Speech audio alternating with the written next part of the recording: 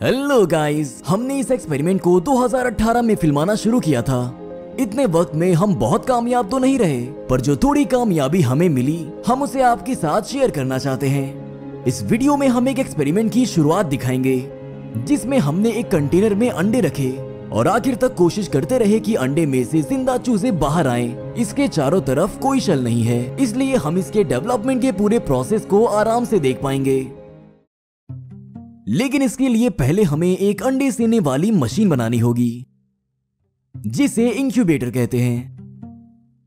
इसके अंदर ही सारा का सारा प्रोसेस होगा। हम सब कुछ इस पॉलीस्टाइरीन से बनाएंगे। यह एक्सपेरिमेंट बहुत दिलचस्प रहेगा। इसकी दीवारों को बनाने के बाद हमने उन्हें अंदर पेंट से रंग दिया ताकि हमारी पॉलीस्टाइरीन ज्यादा दिनों तक चल सके।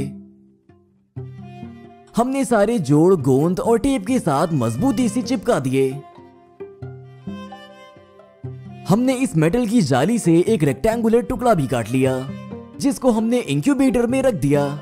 इसी जाली पर हम ये अंडे रखेंगे। फिर हम कांच के चौकोर टुकड़े काट लेंगे जिन्हें हमने इस तरह ऊपर और सामने रख दिया। हालांकि 6 महीने के बाद भी हमने इसके ऊपर वाले हिस्से को ढके रखा ताकि इसमें से कम गर्मी बाहर निकल पाए। इसका दरवाजा बनाने के लिए हमने प्लास्टिक पर पेंच को इस तरह से कसकर लगा दिया। फिर हमने इस पर एक चुंबक चिपका दिया जिसकी वजह से दरवाजा पेंच से चिपका रहेगा। अब हमें अपने इंक्यूबेटर को गर्म करना है, जिसके लिए हमने एक मेटल की स्प्रिंग ली और उसमें से जरूरत भर का टुकड़ा काट लिया।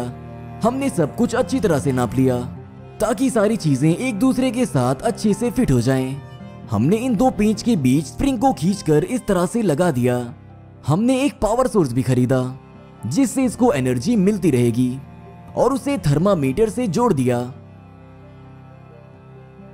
जिसकी बदौलत हम टेम्परेचर को रेगुलेट कर सकेंगे।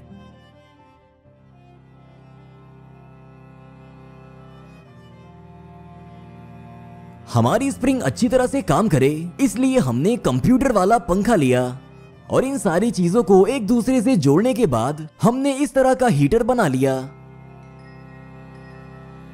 फिर हमने इसे इंक्यूबेटर के ऊपर जोड़ दिया।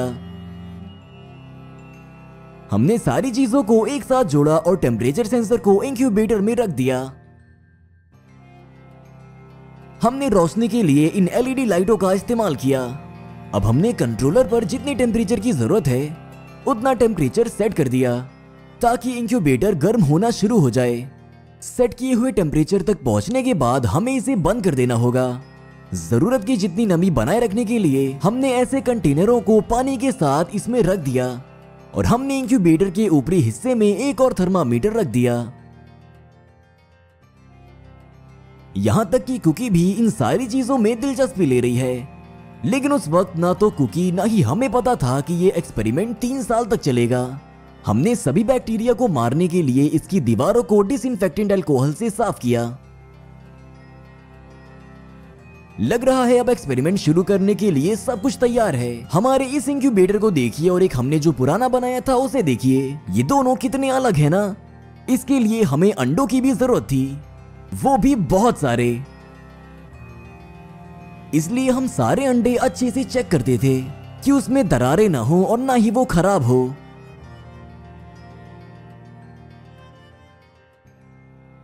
हमने इन सभी को डिसइंफेक्ट किया और फिर इन्हें इंक्यूबेटर में रख दिया ताकि यहां नई जिंदगी की शुरुआत हो सके। ये हमारे आज तक के सबसे मुश्किल और सबसे लंबे एक्सपेरिमेंट की शुरुआत है। हमारी कोशिश थी कि सब कुछ बहुत सफाई से हो, इसलिए हमने फेस मास्क और दस्ताने पहने हुए थे। हम ऐसे ही अंडों को ग्लास में नहीं डाल सकते थे। इससे पहले हमें इसके लिए तैयारी करनी होगी, जिसके लिए हमने कांच की एक रॉड को गर्म किया। फिर इससे हर एक ग्लास में छेद किया। इनमें से एक अंडे को डिसइंफेक्ट करने के बाद हमने उसका इस्तेमाल घोंसला बनाने के लिए किया, जिसमें से बच्चे पैदा होंगे।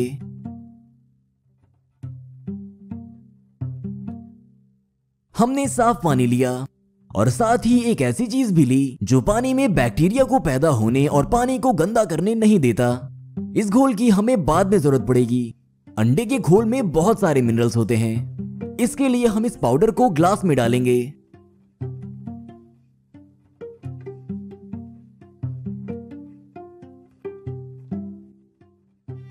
फिर हमने हर ग्लास के तल पर एंटीबैक्टीरियल घोल को डाला।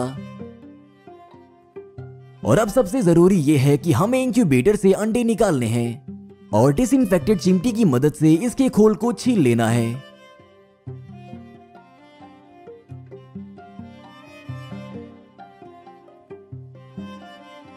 फिर बहुत संभाल कर अंडे को ग्लास में डाल देना है। अब हमारे पास 3 साल की कोशिश है। बहुत बार नाकामयाबी मिली, लेकिन इसके बावजूद हम कामयाब हुए। हम अपने एक्सपेरिमेंट का नतीजा हमारी आने वाली शॉर्ट वीडियोस में दिखाएंगे।